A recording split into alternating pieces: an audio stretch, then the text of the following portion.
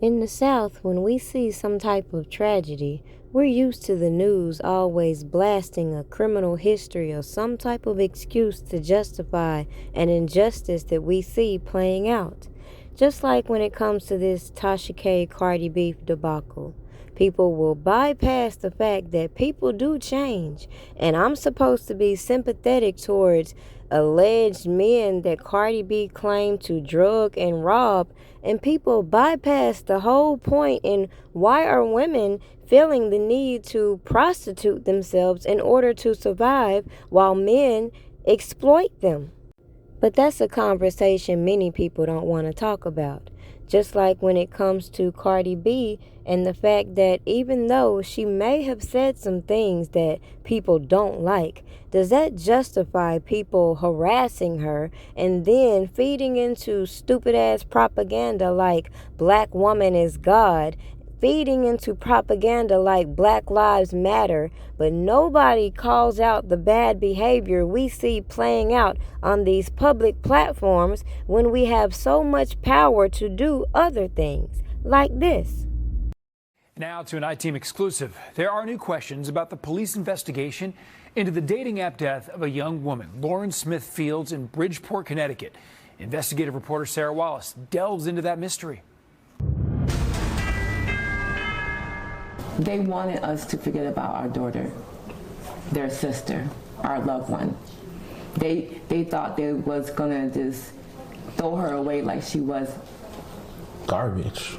Amid this family's anguish are emotions of outrage and disgust at how the Bridgeport Police Department has investigated the mysterious death of 23-year-old Lauren Smith Fields. It was careless. It was no concern. There was no care for the family about how we felt, our grief, our pain, none of that. The I-Team obtained this police report of the response to a 911 call from Lauren's apartment on the morning of December 12th from a white male identified as Matthew LaFountain.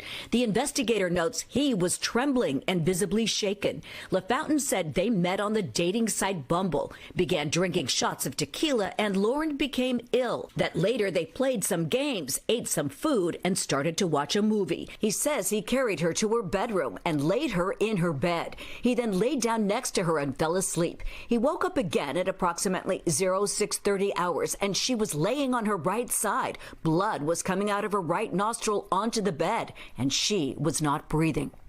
The whole day goes by. No police reach out to the family at all. Her close-knit family says they went to the apartment the next day after frantically calling and texting Lauren and were referred to a Detective Cronin. They didn't even contact us. They didn't let us know anything. It's crazy. And I'm asking what's going on. He said she met some guy on Bumble. And I'm asking him about the guy. He was like, oh, he sounds like a really nice guy. He sounds like a really good guy. And he was like, I'll call you back, and just hung up in my face. They say the detective promised to come by the apartment. never showed up. The family says the relationship with police devolved from there. No contact from December 13th until December 29th.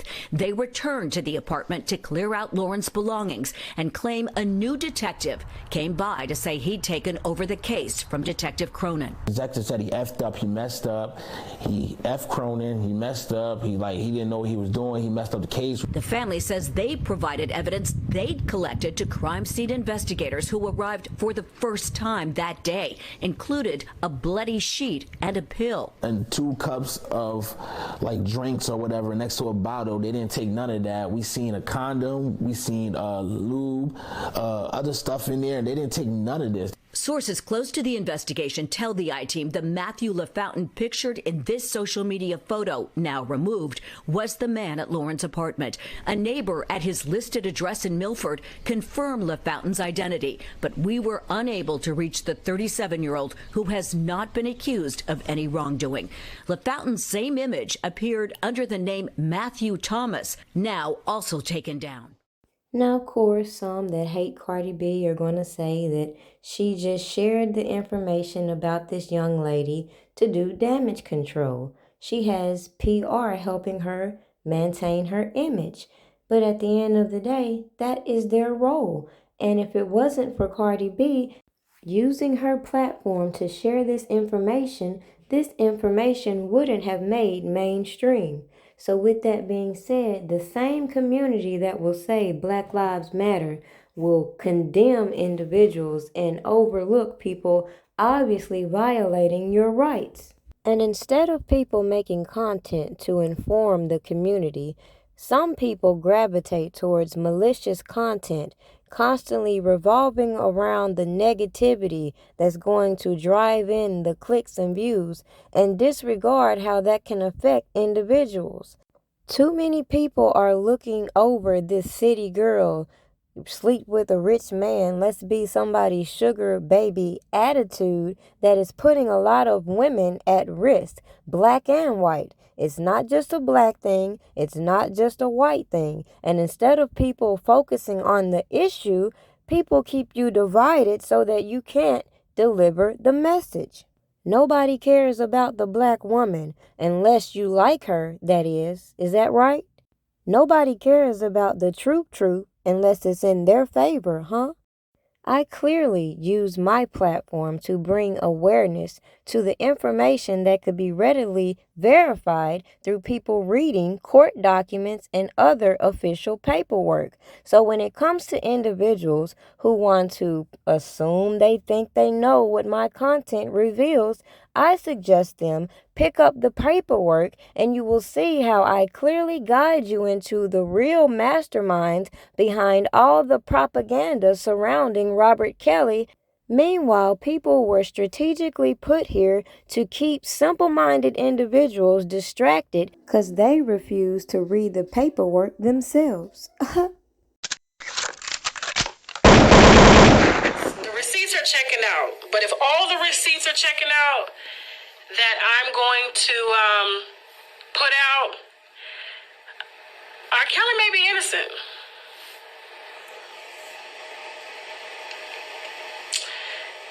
Yeah. So much so, I took down the video that I did on the so-called enablers because I got that information from Angelo, Tim Savage, Cash Jones. Who else? Who else gave me that information? It was so many people.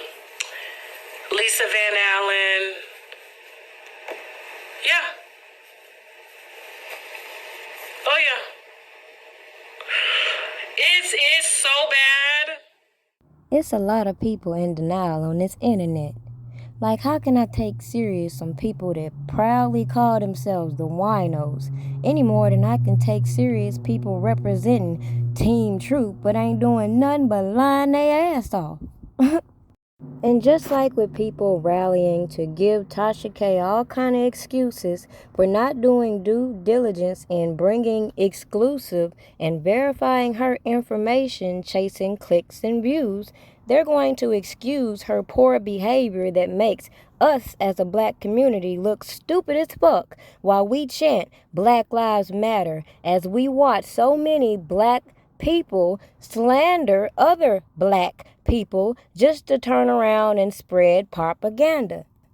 At the end of the day, just like with Cardi B, so many people looked at the past allegations against Robert Kelly and gave them all these excuses to turn a blind eye to everything that we witnessed. Now, sooner or later, these no child left behind degenerate ass rejects will get some business and stop trying to be relevant, attaching themselves to bloggers when they can go read the paperwork themselves, put their own interpretation on it, and make their own content.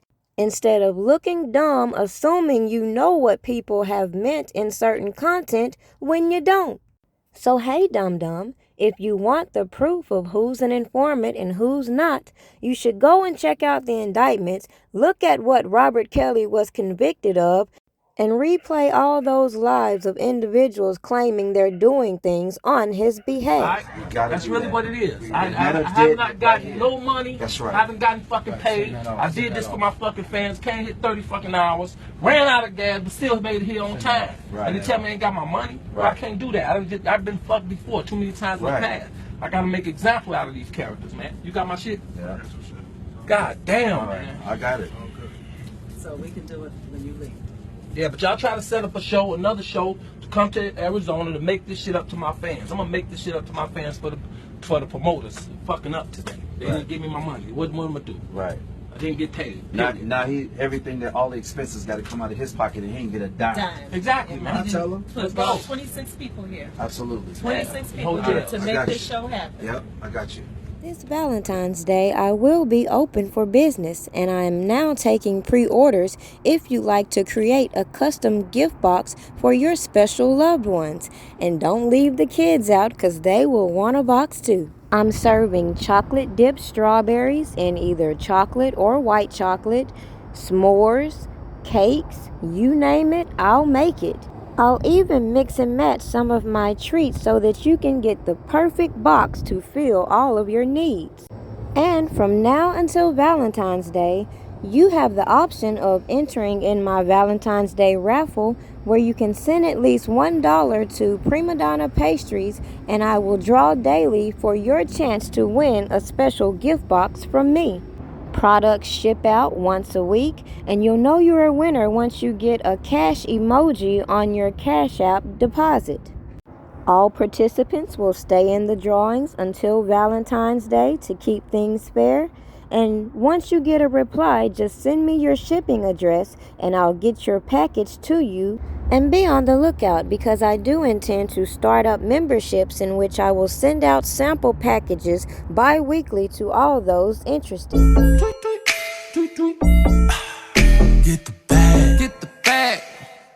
Y'all niggas know what it is. You know we get the bag. Get the bag, the bag. And you know we get the bag, the bag, the bag. And you know I gets the bag, the bag, the bag. We get the bag. Look at the whip, look at the whip. Check out the wrist, check out the wrist. Walk in the club, walk in the club. You're gonna see this in future testimony, but Azrael knows where everything is. When I say the tape, she knows who's who. She knows where the bank accounts are, where the money is. She knows who's using who. Not seen what we've been trying to show you, that you've been brainwashed. But once she watched that documentary and she read the emails that I sent over to her, that he was sending to Joycelyn, telling Joycelyn the same things that he told her, hiding other tapes for Azrael, just like London on the Track's mom was doing, Cheryl, I forgot her last name, Cheryl Mack or whatever. And so I'm trying to tell you without telling you too much, because like I said, this is a federal case, and I've even helped out the feds with all the information that I've been given. So I was working with the Department, was it the Department of State? Homeland Security, one of them damn places. Homeland Security, my lawyers were, to hand them over everything that we had received